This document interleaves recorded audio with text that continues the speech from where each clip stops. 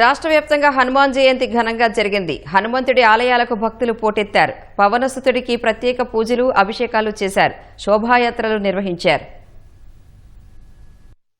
హనుమత్ జయంతి సందర్భంగా రాష్ట్ర ప్రజలకు ముఖ్యమంత్రి చంద్రబాబు, మంత్రి లోకేష్ శుభాకాంక్షలు తెలిపారు. హనుమంతుడిని పూజించడం ద్వారా భయాలు తొలగుతాయని, ధైర్యం, ఆరోగ్యం సిద్ధిస్తాయని అన్నారు. ప్రజల జీవితాల్లో ఆంజనేయుడు కొత్త వెలుగులు నింపాలని సీఎం ఆకాంక్షించారు. అసాధ్యమైనవి సుసాధ్యం చేసే కార్యదక్షత, ఆపదలో అండగా నిలిచే అభయం హనుమంతుడి సొంతమని మంత్రి లోకేష్ గుర్తు చేశారు. తెలుగు రాష్ట్రాలపై పవనపుత్రుడి దీవెనలు ఎల్లవేళలా ఉండాలని ప్రార్థించారు.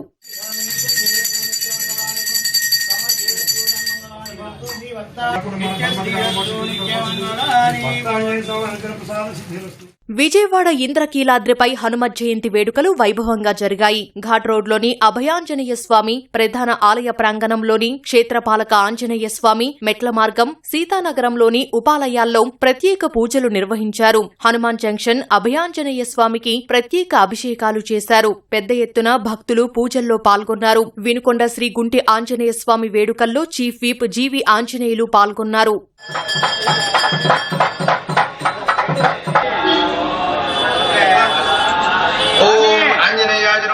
కడప జిల్లా శ్రీ గండి వీరాంజనేయ స్వామి క్షేత్రంలో మంత్రి ఆనం రామనారాయణ రెడ్డి పూజలు చేశారు. 28 కోట్లతో ఆలయాన్ని సర్వాంగ సుందరంగా తీర్చిదిద్దినట్లు చెప్పారు. బుధవారం మఠాధిపతుల సమక్షంలో సంప్రోక్షణ, కలశాభిషేకం చేసి భక్తులకు దర్శన భాగ్యం కల్పిస్తామన్నారు. రాజంపేటలో ఆంజనేయ స్వామి గ్రామోత్సవం వైభవంగా జరిగింది. కడప అల్మాస్పేట ఆంజనేయ ఆలయ ఆవరణలో 301 అడుగుల స్వామివారి విగ్రహాన్ని ఆవిష్కరించారు. 2 రోజుల క్రితం జరిగిన ఘర్షణ దృష్ట్యా పోలీసులు పటిష్ట భద్రతా చర్యలు చేపట్టారు. ప్రొద్దుటూరులో వీహెచ్పీ ఆధ్వర్యాన రామేశ్వరం నుంచి బైపాస్ రోడ్డు సమీపంలోని ఆంజనేయ స్వామి ఆలయం వరకు ర్యాలీ నిర్వహించారు. శ్రీకాళహస్తీశ్వరుడి ఆలయంలో అభిషేకాలు చేశారు.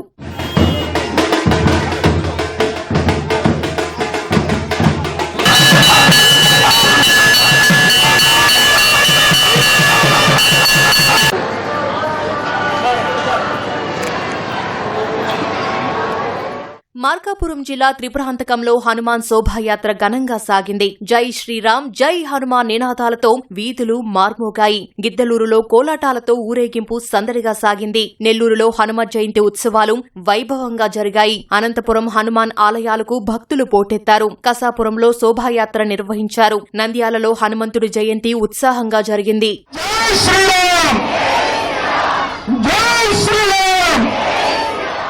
పశ్చిమ గోదావరి జిల్లా వేల్పూరు 45 అడుగుల అభయాంజనేయ ఆలయంలో ఎమ్మెల్యే ఆరిమిల్లి రాధాకృష్ణ సతీ సమేతంగా పూజలు నిర్వహించారు. తణుకు శ్రీ సీతారామాంజనేయ స్వామిని భక్తులు దర్శించుకున్నారు. తూర్పుగోదావరి జిల్లా పాలంగి, ఉండ్రాజావరం భక్తాంజనేయ ఆలయాలు కిటకిటలాడాయి. ఏలూరు జిల్లా గురువాయిగూడెం మద్ది ఆంజనేయ స్వామి గుడిలో 108 ప్రదక్షిణలు చేసి భక్తులు మొక్కులు చెల్లించుకున్నారు.